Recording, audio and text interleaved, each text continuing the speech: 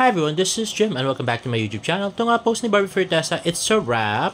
So, hindi namin alam kung wrap-up na ba ito ng movie taping niya. Pero, mukhang masarap yung ma-flurry at saka price ni Barbie Fortesa. At next naman, ay kakapost na ngayon, nag-posh nails nga si Barbie. At nag-caption nga siya ng, uy, babae na siya ulit, posh nails. At next nga, nag-post nga si David Licauco sa kanyang Instagram na may caption na kalmante. So, hinintay niyang kumalma yung issue tungkol kay Alex, no? Hindi na muna sila lumabas ni Alex. Tsaka wala na silang sightings in all fairness naman kay David. So, mukhang sinundan niya yung kagusto ng mga fans na wala na silang sightings ni Alex. At, yan, more of Siargao nga. At ilang days din si David dun. 10 days yata, if I'm not mistaken. So, parang kasi tagal din ng birthday niya sa Melbourne, Australia. At yan na nga, si David, ayan, pool 4.5 feet deep. Ayan, si Jay, si Kenzie. At ayan nga si Kenzie. At sa mga nagtatanong kung ipopost niya ba si Alex sa Instagram niya, never naman siya nagpost ng girlfriend sa Instagram, no? Hello. At to po yung caption na Siargao. Sa TikTok niya naman pinost to. At yan, halos meron siya mga inulit na pictures pero meron siyang bago din. Katulad to kay Kenzie at saka kay G. Ortega at yung mga kinain nila. Ito na bago to, picture na to. Ngayon ko lang nakita. Pati ito, nakatopless siya dun sa kitchen. At ito, at yan na nga, Siargao. At ito si David, pinutol. At ayan na nga, more of the pool, infinity pool. At ayan nga, masyado ka naman pa baby migo. Uy, wow, yung braso niya. Yung mga ganitong tinginan, alam mo na may gusto siyang aminin sa'yo. BFFs lang, friends to lovers, trope, ayaw. Huwag BBTOs dahil sa mas titindi pa mga revelasyon eksena sa Beauty Empire. At kainis, wala pala siyang audio, no? Ayan na nga, yung braso ni Sam. Super duper duper laki. Kainis. Hindi ko pa siya nakita personal. Nakakainis naman. Sana naman. At yan. Wala siyang audio. At napaka-cute nga nila. Bagay na bagay talaga. No? Para silang sana talaga sila yung endgame sa show na to. Tapos another post by GMA Network. Yung isa dyan may lihim na pagtingin sa best friend. Ganyan tayo palihim na nagmamahal. Ayun na nga. Tawa si Barbie. Mga joke ni Sam. Ayan. At ang gusto ko kasi sa kanila, hindi masyadong malayo yung height nila, no? Kaya bagay na bagay din. Hindi katulad yung kay David, ang tangkat-tangkat. And next naman, better kung friends lang tayo. Ayan, no? Nag-emote-emote si Sam. At wala ngang audio, nakakagigil. Song lang. Na-update kay David, finalo niya na nga ang asawa ng ate ni Alex na si Guz Viat. At next naman ay ito, pinasa sa atin ni Clarifa. So, lulutan, nilike niya yung comment at saka yung video. Meron kasing ginawa si Clarifa at saka si David Fan na video nung kay Zeline na nakapost sa TikTok. Actually, pinost ko rin sa page ko yon. At yun nga, nilike yun. Ginanad siya sa favorites ni Miss Lulutan.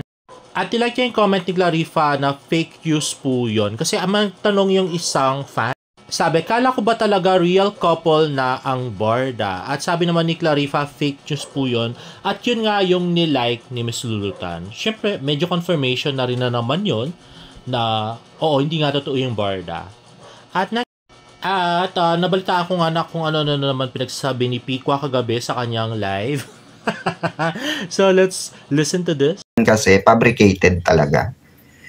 Kahit na tinanong ko rin yan sa mga hindi nga nila alam Sabi ko nga, alam nyo ba sa production na nagtanong, alam nyo ba to? Yung, alin yan? Sino yan? Sinong Wala naman kaming alam na ganyan na kay David.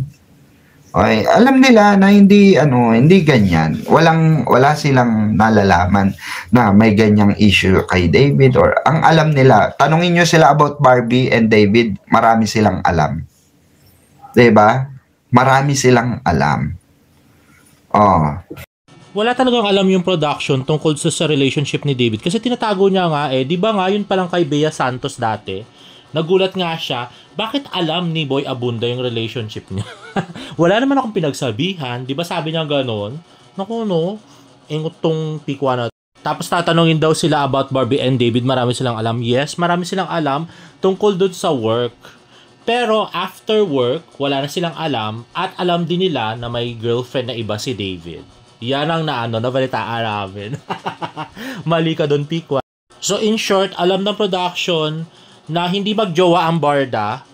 Alam nila na may jowa si David pero hindi nila kilala. Yun ang yun ang real score sa project. Even yung nilalabas nila, oo. Kasi yung nilalabas ng mga bashers dito, hearsay lang din yan eh.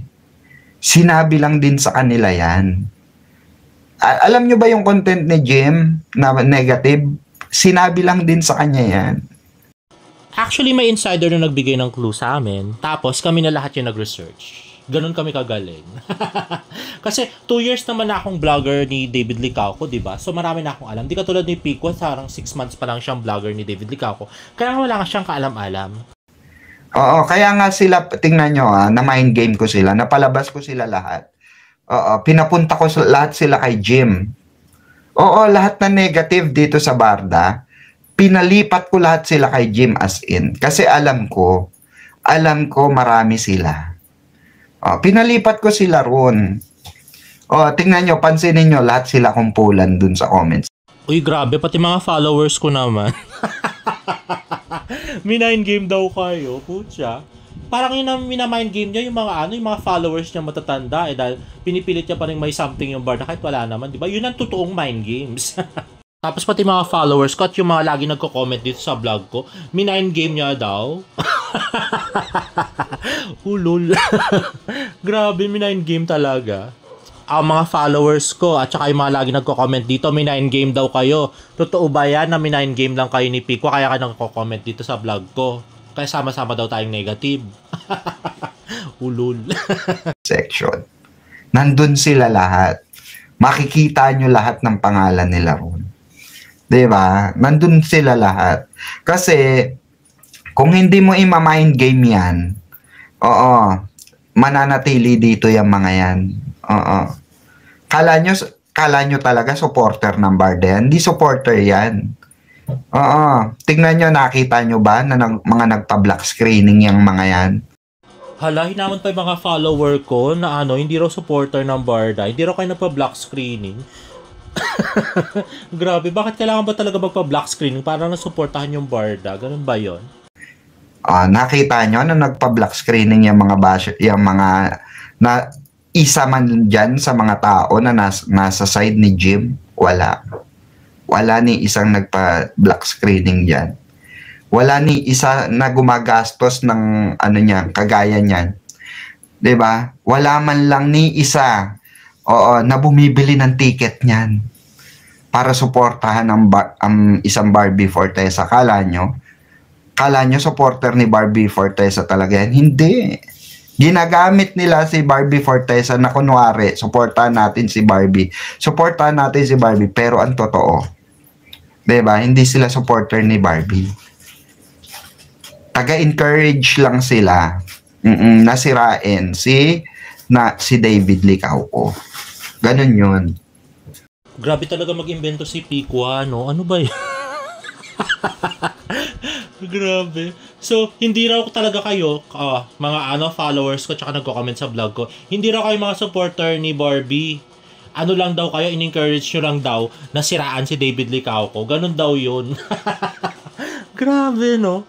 Lukulukot to. Pati mga fans na nanonood sa vlog ko, sinisiraan. Sila inaaway mo, ganon? Ganon din sa kala nyo maka-David, diba? Hindi maka-David yan. Kasi bakit? Do you think alam nyo ba na pag-alaman ko? Ito to be honest. Alam nyo ba na pag-alaman ko na may nakaka-direct kay David pag Barda ka? Totoo ito, real talk ito. Pag Barda ang sinusuportahan mo, mahal ka ni David. Pag hindi mo sinusuportahan si Barbie, etchos ka sa kanya. Ano, sa na naman napulot yan? Grabe. Paano sila MM nun? Tsaka sila sila Telly, tsaka si So, hindi sila mahal ni David, ganon. Lukulukong to. At tsaka ang dami ng distan na ayaw kay Barbie Ito ko, no? Plastic na. Joke. Plastic na iba Tapos, hindi raw mahal. Actually, no, halos lahat kaya ng distan, hindi man maka-Barbie. Mas makakisen pa sila dati. Nung nakita ko sila, napapapicture pa sila kay Kisen. At saka sa pagkakaalam ko, no, mostly na mga members ng mga troops, hindi naman, maka-Barbie Fortesa. Parang iilan-ilan lang. Or, they respect Barbie. They love it pag mag-project ang Barda. Pero, hindi sila yung magsusupport din talaga kay Barbie Fortesa. Hindi katulad yung yung sinasabi ni Piqua, pag hindi mo love si Barbie, hindi ka na, choose ka kay Dave. Di totoo yun. Hindi niya talaga alam yung ugali ni David, no? Chusera to si Piqua. Hindi ka niya papansinin at all. Totoo yan. Kasi nalaman ko yan. Ang nakakapasok sa kanya sa dressing. To nilike niya dati yung tweet ni MM na fan service lang ang lahat tungkol sa Barda. At saka itong nilike niya na tweet ni Ira na yung nilike ni David yung sa Bardelulu. Sa bagay, hindi nga naman alam ni Piqua to kasi wala pa naman siya noon. Kaya nanguhula-hula na naman siya ng ugali ni David. Nanguhula-hula siya ng balita na hindi naman totoo. Grabe. Mga basher talaga, yan ang trabaho nila. They have to prove it na, oo, wala ito, wala iyan. Ang kasiya, hindi nila namamalayan na nilalamon na sila ng sistema.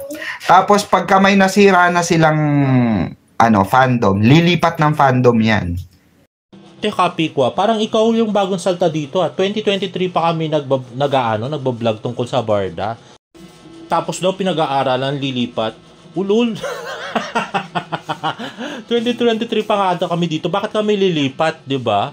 Kami nga alam na namin kasi yung galawan dito sa Barda. Alam namin ugali ni David, alam namin ugali ni Barbie. So bakit kami lilipat? Ikaw ang dapat lumipat. Ikaw lang ang bagong salta dito. Na nanguhula ng ispluk, nag-imbento. Ganyan kasi yung estilo nila Ay, ito, aalamin ko ito. Oo, kasi trending trending. Trending. So ngayon, since trending siya, sasakyan ng ibang basher, sasakyan ng trabaho na nila yon, trabaho na nila. 'Di ba? Na ang kailangan nila negative sila. Kasi bakit? Sa negative din kasi sila kumikita. Sa negative sila kumikita. Tayo naman, Grabe talaga mag-imbento to si Piqua. Kaya siguro naka sunglass siya para hindi makita na kasi pag puro pagsisinwaling na yung mga pinagsasabi mo sa vlog mo, nahalata sa mukha mo kasi, 'di ba? Or hindi ako takot kung ganyan gagawin nyo sa akin. Alam nyo, gawin nyo na lang. 'Di ba? Wala na yung maraming salita. Pag nakita nyo ako, ganun ang gawin nyo, 'di ba? Kasi ang dami nyo, yung iba, ang dami pansalita. 'Di ba?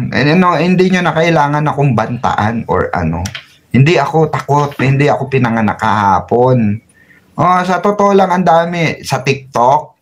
Nung pag-guest ko kay private, Barda in Private, ang dami nag-message sa akin sa TikTok. Na ang daming pagbabanta na kung ano-ano pinagsasabi mo sa live ni pag nakita kita, dudulduling ko ang uso mo. Mga gano'n. Adik, talaga, may nagbanta sa kanya nung nag-TikTok live siya ay nag-TikTok live ba yun? Whatever. Sa Barda in Private, talaga may nagbanta. Bakit naman siya pagbabantaan? Dahil lang sa Barda. Kalukuhan, di ba? Nag-invento tong si Piqua. Teka, baka ibintang na naman sa amin yan, Piqua, Nakakarami ka na ng pagbintang sa amin. puro mali-mali naman isplok. Oo, sasabunutan kita. Hampasin kita ng bote talaga. Mga nagagalit sila. Oo. Kaya sabi ko nga, wag nyo nang sabihin, gawin nyo na lang. Naka-ready ako, 'di ba? Ewan ko ba dito kay Pikwa? Kaya nga sabi ng mga nung iba kong followers, pathological liar daw. Yung lie, tapos lie, papatungan niya ng lie para magmukhang Totoo. Ayan yung fake it till you make it. Ganyan si Pikwa.